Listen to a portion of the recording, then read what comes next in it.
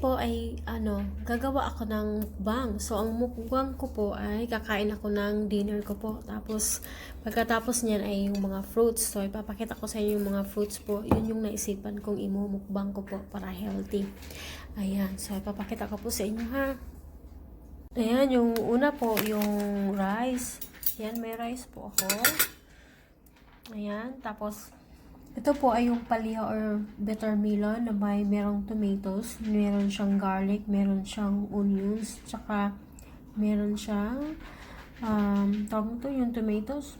Ayan, tapos egg. Tapos, yun, boiled na okra. Tapos, dito tayo sa fruits po. Ayan, meron akong banana. Tapos, meron akong grapes. And then, meron akong pomegranates. Tapos, ito ang guys, yung pears to guys. Ito, green, tsaka yung pula.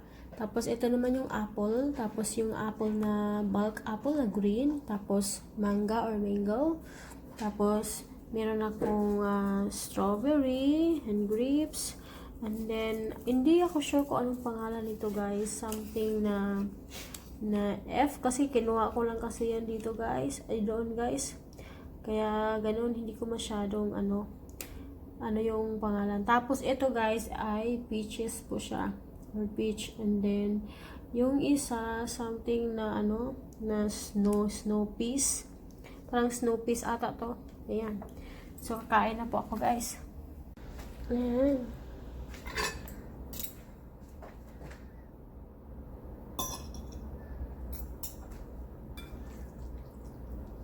Ayan, yung egg. Egg na may palya. Ayan.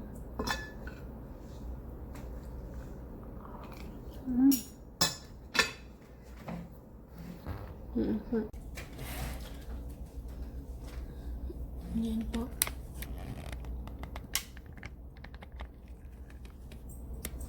Ayan.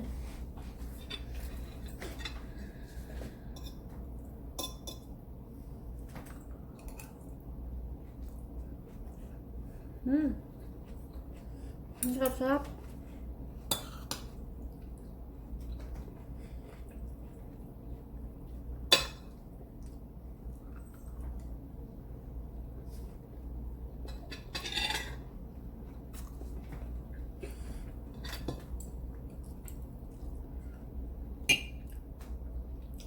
Yung okra po ay inaalis ko yung yung seeds niya. Ayaw ko sa seeds ng okra. Ayan.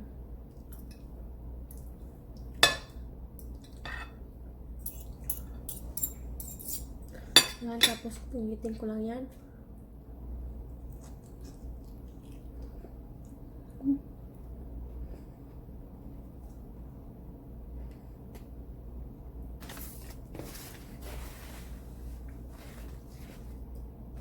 Tubig.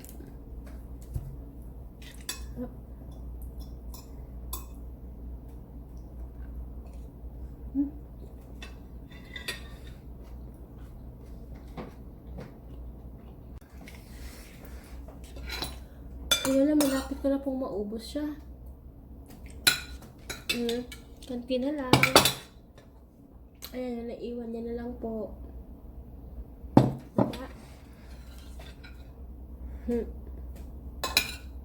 Sadya na po ha.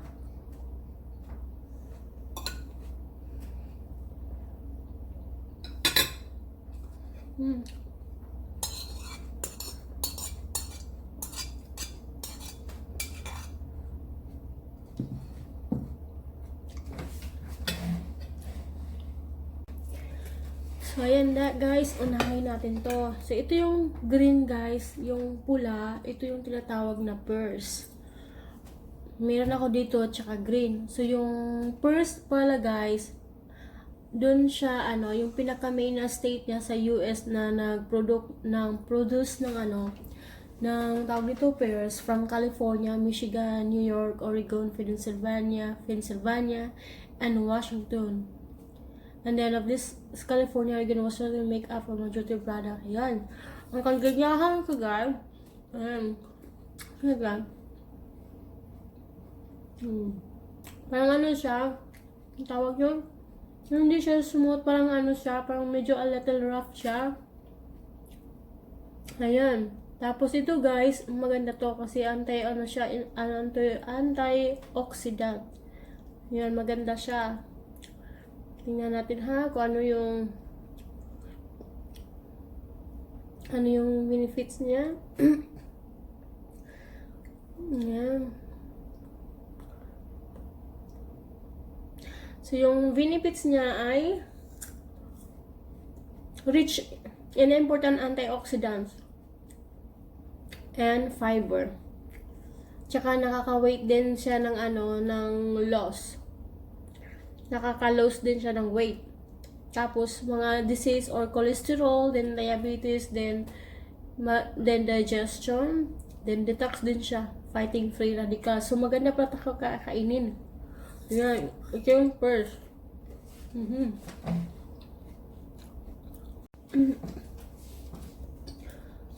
So next na kakainin ko guys, ito yung tinatawag na angiopare. Tapos yung benefits niya guys, ayan yung tsura niya guys. Merong din siya, yung rough sa ilalim.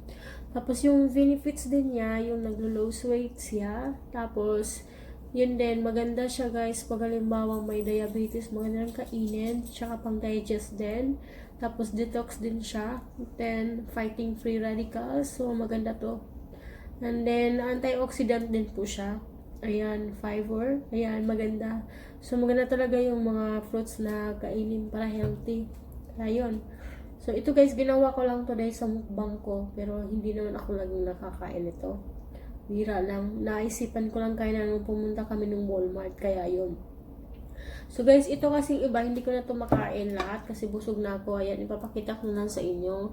Ayan, meron akong grapes, and then pomegranate, na tinatawag sa atin ng granada. Tapos yung strawberry. Tapos, meron naman ako ditong apple nito. Tapos yung pula, tapos yung isang pears din, tsaka yung tawag nito, mango. Tsaka meron din akong banana. Ayan, yung banana. So guys, yun na lang po tonight guys. So, iano ko lang sa inyo next time yung next na mukbang ko. So maraming salamat po. Bye-bye!